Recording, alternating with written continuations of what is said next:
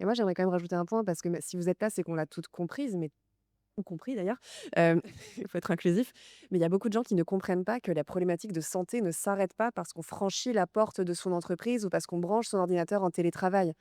L'autre jour, j'étais à un dîner avec, des collègues qui sont pas des collègues, des amis qui sont tous dans le milieu de l'éducation nationale et je leur racontais cette initiative, sur, justement ce petit déjeuner et il y a eu des yeux qui se sont mis, ronds comme des billes en disant: «Mais pourquoi est-ce qu'on parle de ça?»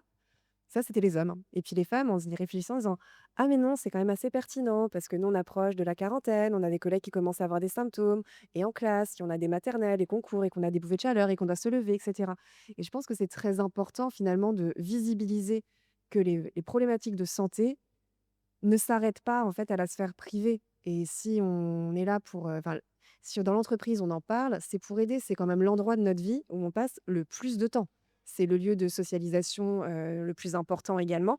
Donc, si on met en place des ressources, c'est là où on va les voir et beaucoup de situations de santé peuvent se déclencher par le stress et le travail est un vecteur de stress potentiel.